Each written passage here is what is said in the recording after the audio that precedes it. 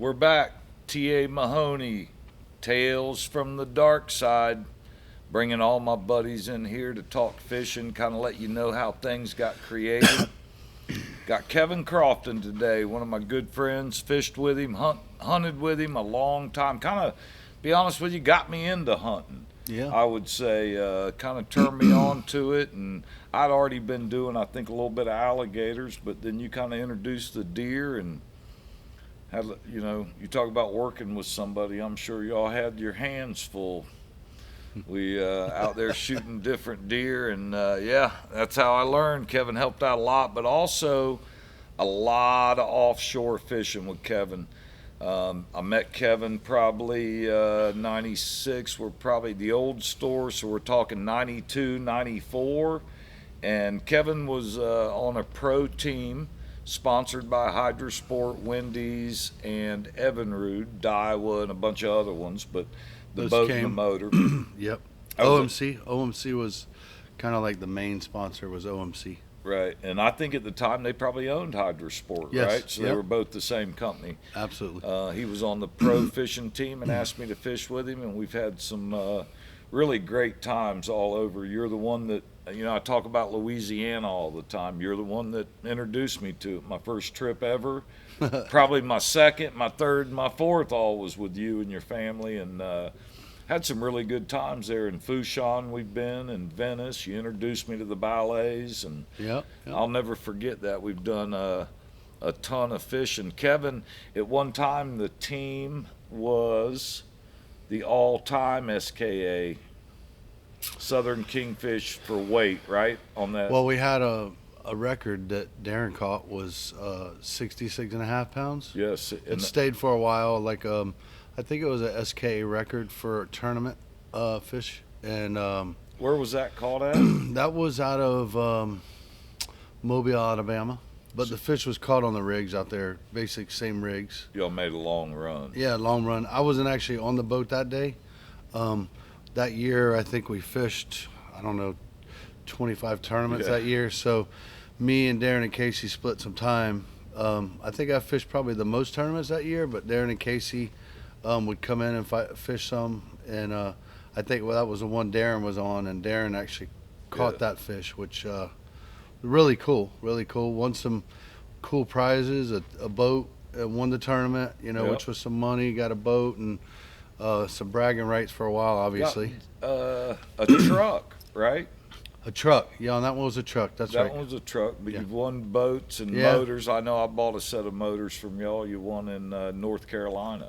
A couple of different times that during that stage, the boats and the motors were prizes, and I think we'd rather had the cash, but Yeah, you can't complain. Yeah, when the sponsors are giving you stuff to give away, it's what it worked. And yeah, most of the time we would sell it or find Right. somebody that needed it and just make a little bit of money from it, but try and help another fisherman out. Yeah. That was a heck of a deal. I bought I think it was two OMC 225 Ocean Runners. Yeah. At the time, they were maybe a year old, but they were in the box and warranted and all that. Yeah, it was a great deal. So Kevin, in the kingfish world, has accomplished a lot. I kind of came into that. Y'all asked me if I wanted to help on the back of the boat, and it was kind of the same routine. There would be certain tournaments that certain people wanted to go to. I know Jacksonville, that used to be one of the biggest ones. I've never actually even been there, but how many boats are in that one?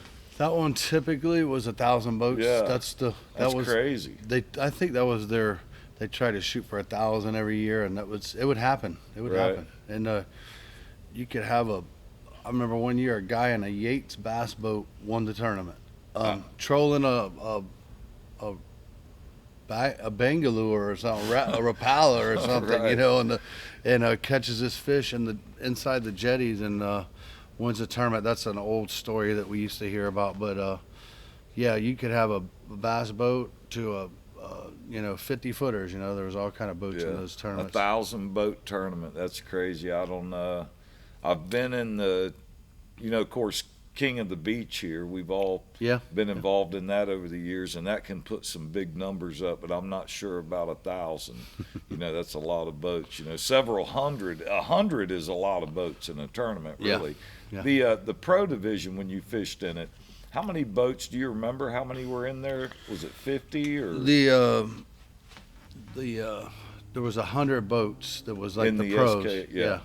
And then the tournament, the pros would fish like one day. The other tournament would go on the same time. It would be 2-day tournaments, and one day would be pro, and the other day would be open for everybody. Tournaments. Yeah, I remember that in Key West. I was fortunate enough to be on the boat. Of course, you would think that most people would want to go to Key West, right? All the good fishing. But when was that? January? Yeah. And yeah. the palm trees were bent over Oh my gosh. sideways. I remember that morning. We woke up and I was thinking to myself, I wonder if they're going to call it. And it's like, I remember your dad going, get your stuff, get on the boat, we're leaving. The Key Westers don't really have small craft advisories. Right, that's right. We were out last week with Ken and them. Yeah. There was I think a 20-foot boat with 6 people on it out about what was well past the reef, but it was 6 to 8 footers out there, and we're going, what is these people doing? Wow, probably And, a rental boat at that. Very well could have been. Scary. Very well could have been. Yeah. We're just thinking any time now we're taking them over the bow already. And you're in a 32. Yeah, and we're taking them over the bow, and we're just look. We see these guys come by, and they're all like singing and dancing, got their trolling rods out, and Right. I don't know, man, just pretty intense. Crazy. Down in Key West, they went out, and we went out, and I remember we cut through the lakes there, and we kind of beat the bad weather for most of it. Yeah. And then we kind of poked out right by the Marquesas, hit the tail end buoy. We had the double hookup first. Didn't we fish the tail end buoy? Yeah, Is that that's where the fish came from. Right. And I remember, because to me, I know you've probably fished hundreds of tournaments and caught 50-pounders hundreds of times, but for me, it was, at the time, it was my biggest fish. We went out to the tail end buoy. Me and Kevin were on the back deck. I was on one side, he was on another. We dropped both downriggers, hooked them up, had baits on. Downriggers were set. We went to set the next rods, and both downriggers went off. So it's a great fishing spot. Oh man, it was unreal. And it was 8-10 foot that day. Terrible. We've caught a lot of big fish, but lots of 50-pounders. But that one, I think, when it hit the deck, we were just extremely excited. Obviously, being in a tournament, but it seemed like a 100-pounder when it hit the deck. It was like first thing in the morning. Yeah, if you remember, it was like the first 2 baits in the water. I remember I had one on. You had one on. It was my biggest fish. It was probably 35 pounds, the one I caught. Gaffed it, put it in the boat, and they just kind of threw it on the deck, and everybody went back to Kevin's. And I'm thinking, this is the biggest fish I've ever caught. We're going to put it in the fish bag and weigh it? And Kevin's like, mine's still pulling drag. So I'm thinking, holy cow, I just caught a 35-pounder, and he still got one on that they hit at the same time. His must be big. And I'm not sure, I think 52. Yeah, I think that one actually kind of got down and in the current, and then you realizing that we're using quite light line for that kind of fish, probably gave him a little bit more once you realize he's Slack, a big fish. Yeah.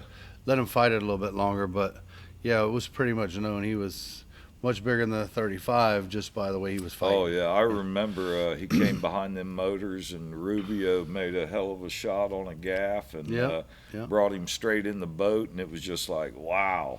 Yeah, first thing in the morning, like you said, I think always you already got a little bit of adrenaline going, just putting the baits out, and then to get that hit, it was just really, really excitement. Well, and the best part, really, when you think about it, we got the meat in the bag. Yep. It's first thing in the morning, and the captain says we're going in. So no more 8 to 10 footers. We're headed in, and everybody else is still setting baits, and they know you got a good fish. Yeah. If you've ever been in a group of boats and you're all fishing for the same thing, somebody lands one and they leave, they know what you got. I think we sat in that little canal there for 6-8 hours that day in the boat, because the rules, you couldn't get off the boat. Yeah. That's a really long wait time. It like doubles when you want to get to the weigh-in with that Well, fish. and if you remember, there was a boat before us. Yeah. There was It was a already. Key West boat. And Yeah. so we're like, oh, well, we We're think like, where are we at now? And I think that was number one fish, and we were we were number second. two Yeah, it was. in the pro division. And then I think you ended up, like the open comes in, like Kevin was saying, the pros are 2 days, you get 2 days of weight. The Yeah. first day, you get your weight. The second day is an open division where locals can fish. It's like 2 tournaments Yeah. in one. That day, y'all knew you had the big one, but I think overall was what, 4th or 5th? I think on the pro, the 2-day, the aggregate, yeah, I think we were 4th. Yeah, Which, at that time was still decent money. that was 100 boats. I remember exactly what was won that tournament. And, cash wise. Yeah, we were sitting there at the dinner table eating lobster, Yeah. if you remember, because Yeah. all the hydrosport teams did real well, and Yeah. Larry was there, and there was quite a few people there. Mm-hmm.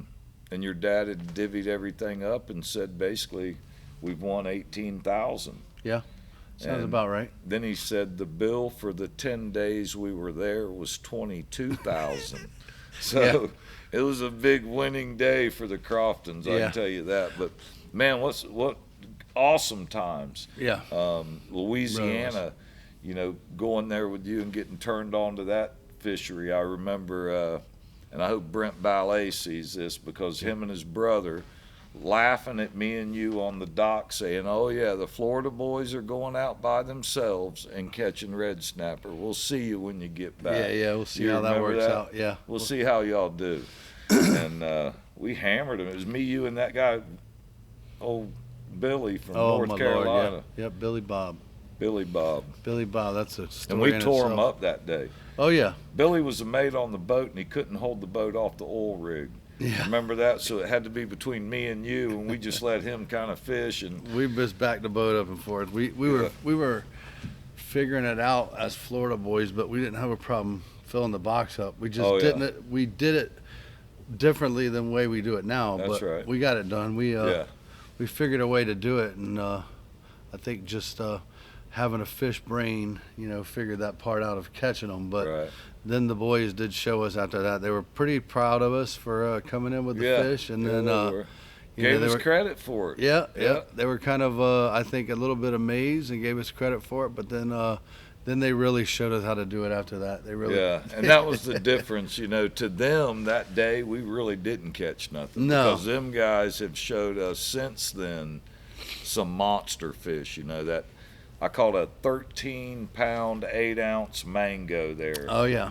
34 inches overall length, and I was throwing 28 inchers, 26 inchers in the boat. Yeah. And Brandon said to me, he was on the boat, and he's like, hey, you think you can catch fish, don't you? And I said, no, look at what I'm doing here, 8 to 10 pounders. He goes, let me show you something. And he walked me to the back corner of the boat. Oh yeah. And when you look down there, all them ones up on top are the smaller ones. The super big ones are down deep. Down behind you. Man, we just crushed them there at 12 to 14 pounds. I think the state record there now is 18 pounds, if I'm not mistaken. Unreal. But I know the first day that one of the funny stories with Brandon was when we came in and we were hanging our fish on the dock and hanging them up on the thing, and he's like shaking his head, and we had brought in some big redfish, and we thought it We was were keeping fine. everything. Yeah, we had them up on the thing, and we're in Louisiana. There ain't no laws. That's first of what all, he Kevin says, told "What do me. you got them things on the hook? That's kind of cool. The game warden's right over there on the dock. He's gonna like seeing those up on the rack." And we're like, "Oh Lord, that's funny. We'll have to get them down."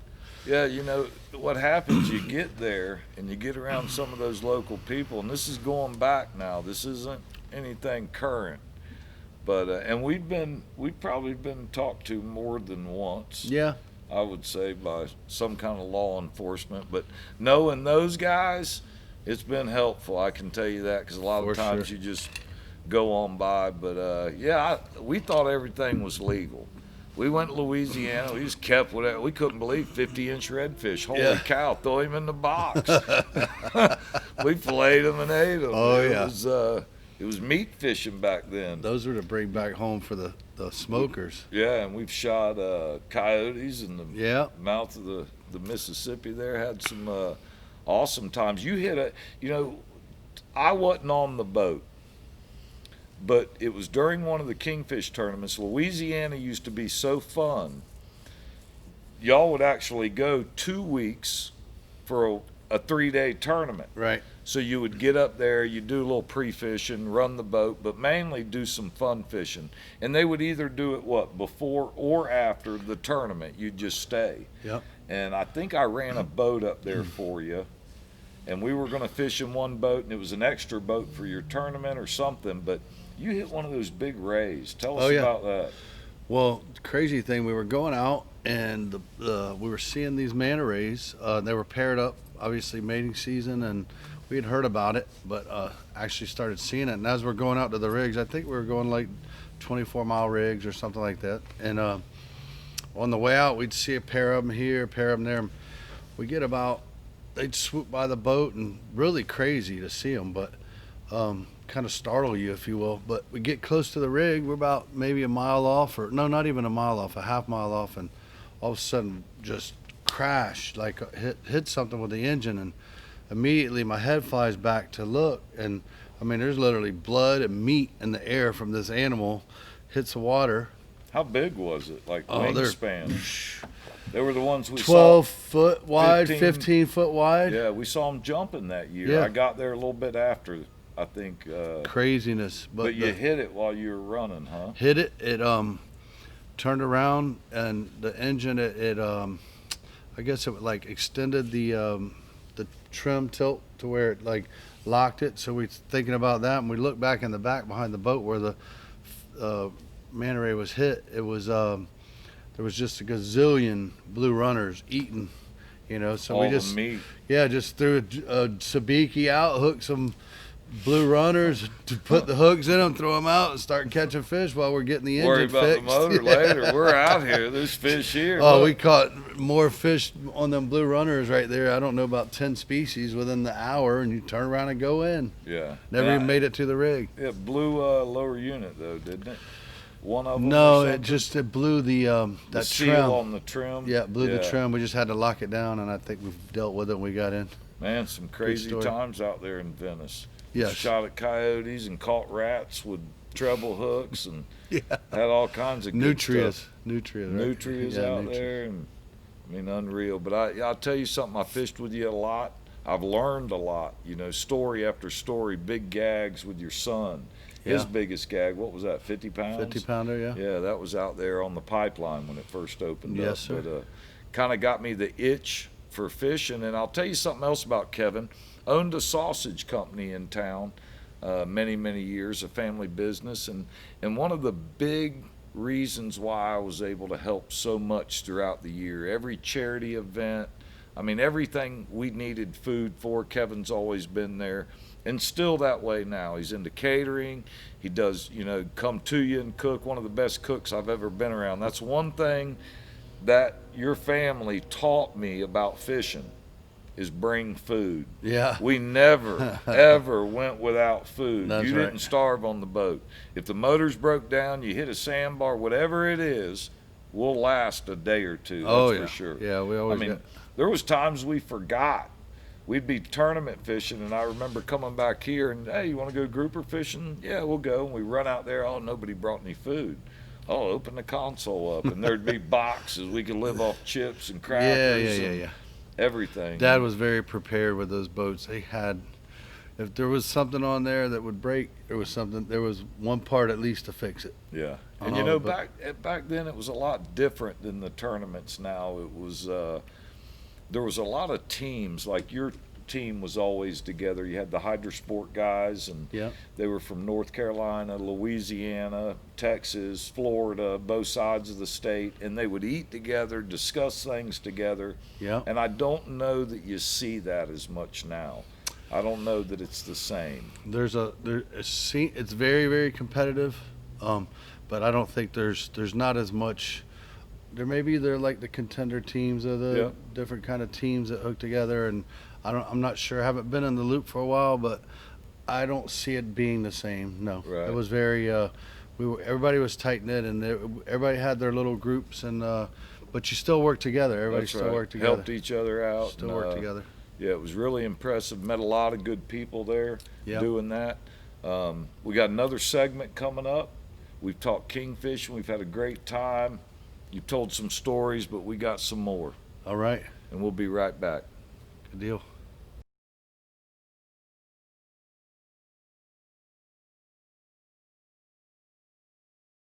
And we're back. T.A. Mahoney, Tales from the Dark Side with my buddy Kevin Crofton. Done a ton of fishing and hunting with him. Learned a ton of stuff about it. One of the things I was thinking about was we fished in a tournament, and we kind of, I think it was right about the time you might have decided you didn't want to keep doing the kingfish for whatever reason, and we were kind of messing around going inshore and stuff in between tournaments, and Right. we went down there to Jeff Keel's tournament Yeah. and Yeah. found some new area me and you had never even been to before. Oh yeah. What's your take on that? You remember that? We were out there in that You talking about when we caught the big snook?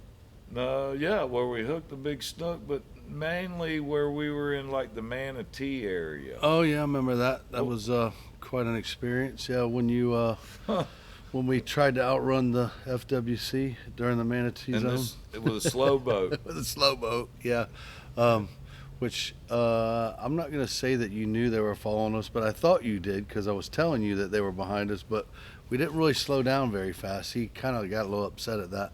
Yeah, I remember we were running south, and if anybody's fished Pine Island, we'd gone through Matlacha for Boca Grande, shot all the way across the harbor, Right. and we just kept working our way south.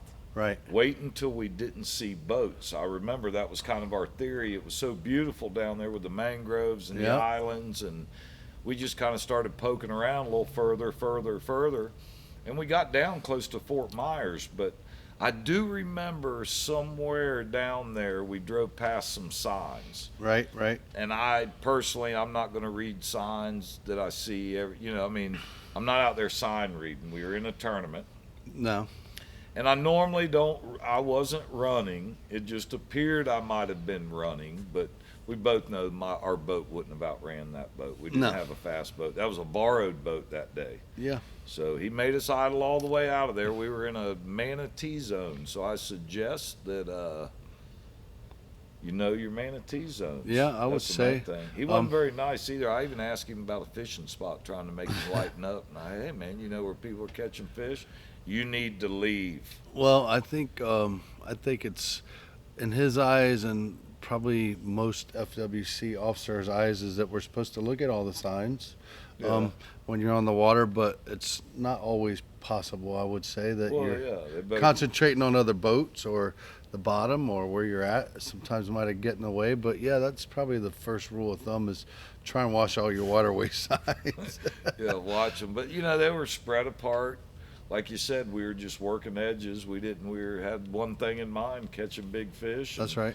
We wanted to catch them and be done with it. Yeah. The hunting, one of the things you brought me into is the deer hunting world. I Yeah. was probably in my early 30s, and I talked about this a little bit with Casey. That the first trip I went up there, you talked me into going black powder, Okay. and I had, it's bound to happen this way. I'm on the field.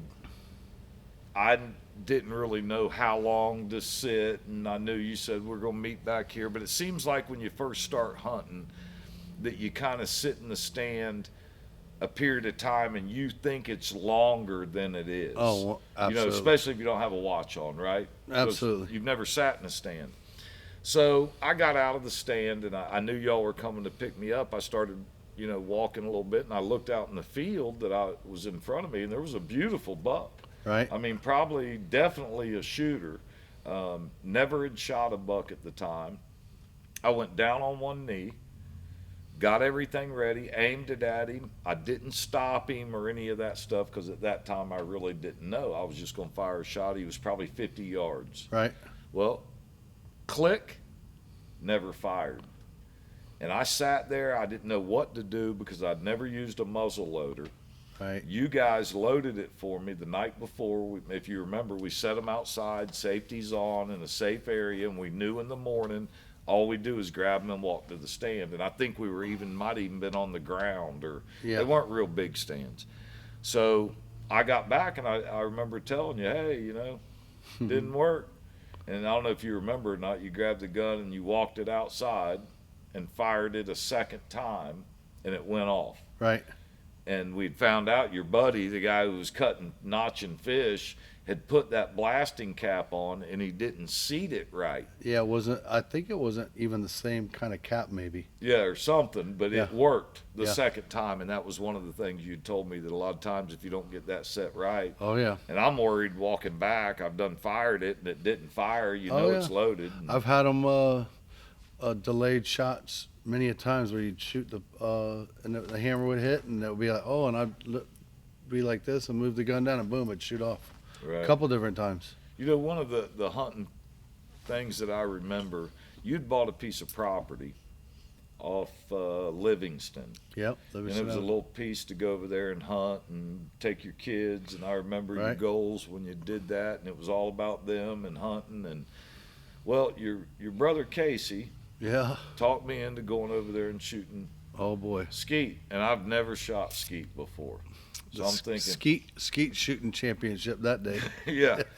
So me and Casey go over there, and I didn't get nothing. He brought everything, and he had a case of shells, and he had a case of clays, and had him a couple guns there, and all right, he's got a good field for it. We had the throwers, and man, we must have shot off, I would think, somewhere around 1,000 rounds. It seemed like we shot 500 apiece for 2-3 hours straight.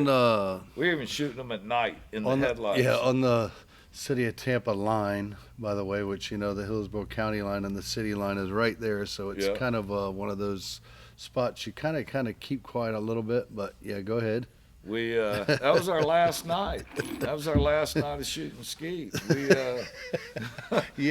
we kind of got ate up with shooting skeet, and we shot all of them. And I was already telling Casey, I'll buy the next batch. We meet out here tomorrow. Well, that didn't work out too well. A couple of the neighbors in the neighborhood knew Kevin's number and kind of told him their version of a war zone for 3 hours and couldn't sleep. I wasn't there that day, but I could only imagine, especially when it comes to Casey and you guys with the shotguns. Yeah, the phone call when I was listening, I was just imagining what was going on, and I was shaking my head, but the other person couldn't see, so it worked out all right. It was, I remember he called, no more. That's not Please. Shooting. Yeah. They were shooting on the way out. At the gate, they're still shooting on the way out. Yeah, we still got a couple shells left. Just whack, whack, everything. Yeah. It was a good time. We've had some fun. I remember one time we were in Georgia, and we were driving from the ranch to the cabin. Yeah. And we were going down the road, and there was that big 10-point. Oh, yeah. What happened? No, I don't know, it's foggy. It's really foggy. It was foggy that night. Yeah. But I remember the buck was running down the fence, and, we knew where he was trying to get to, so we were trying to cut him off, but he did get away from us. I know he that. Lived. Yeah. He lived. He was away out there. But this particular spot was, we've seen him a couple of times, I think, and kind of we've seen his route to get away, so we thought we were going to cut him off, but we had him. Yeah. We had him, and Kevin wouldn't let me shoot. He was in the street. He was in the front yard of a trailer with a light out front. The street light. And he was standing there, and I said, I got him, Kevin. I got him. He's in the scope. He said, the trailer's over there. Yeah. I won't hit the trailer. Yeah. They won't even, they're going to come outside. Well, we had a good time. It was just a feed trailer anyways. It was nobody in there. I Yeah. didn't want you to shoot at the feed trailer. And been up to Alabama a bunch. And, man, we've done some good hunting up there in Georgia. We've done some good stuff, and hopefully this year coming up, you'll get with us. Kevin, along with that big kingfish they caught, he's also a gold medal winner in the Redneck X Games in Alabama. In 2008, Kevin won the gold, and it was tough. We had Ross Barkhurst with the Polaris through a lake. Yeah. Drove the Polaris through the lake. Oh, that's right. We did have kind of an X Games, didn't we? Yeah, we had another truck go through there, and we had some good stuff going on. I'm telling you, well, Kevin stole the show. He bought a brand new, I think it was 2008 Yep. Hummer, the Yeah. truck looking one. It Yep. was H2, right? Yeah. H2 SUT. SUT H2, right off the bat, 22-inch rims, painted orange. It was tough. It was a nice looking truck. Yeah, you bought that from me. Yep, I drove it for a while. Well, I think it only had about 1,500 miles on it when you came up there, right? Mm-hmm. And he drove it through 100 yards of barbed wire fence. 100 yards. And if you've ever seen what barbed wire will do to an aluminum body, it was pigtails. It looked really Coming cool. out. It looked really cool, actually. You know, It was just bare paint. Tell though. us what happened that night. Well, Y'all were up a little later than we were. We went on to bed early, you know, trying to hunt the next day. And well, I mean, you could call it late or you could call it early, whatever you want to call it. I don't, Yeah, you know, it was late in both. the night or early in the morning, whatever you want to call it. But we actually had taken a little ride around the property, and old Brett decided he wanted to try out the Hummer, and I said, sure, you can drive it. He wanted to turn some do some donuts out in the field, and I was like, bro, you can't. He tried, and I kept telling him, you're not going to donut with this truck. It's pretty much full-time four-wheel drive that's not going to get the rip around like you want. I said, it's meant to grip, and he goes, oh, well, let's try that out. So he takes off across the field. We hit a road, and he decides to turn right at a 90. they're doing about 100 on a dirt road, by the way. Yeah, And they made I it wasn't 90. looking at the speedometer, but we weren't going slow. I can just tell you that. And he turns right. Next thing you know, I'm seeing the fence post going over the right Boing, corner of boing, the boing.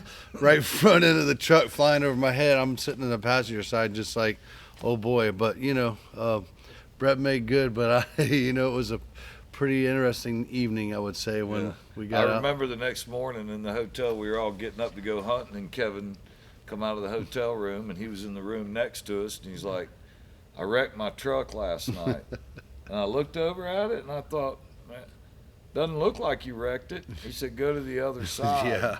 And it was from the front bumper to the back bumper, and everything in between had been just tore up with barbed wire. That won you the gold up there. Well, In the I X Games. deserved it on that one, I think. Yeah, and how about shooting clays late at night? We were talking about that earlier. We used to go up to Alabama, and we got this buddy Bass. He'll probably be listening in too, and I'm sure comment. But you make one explosion go off, Yeah. and he would go crazy. On my word. So- He liked it.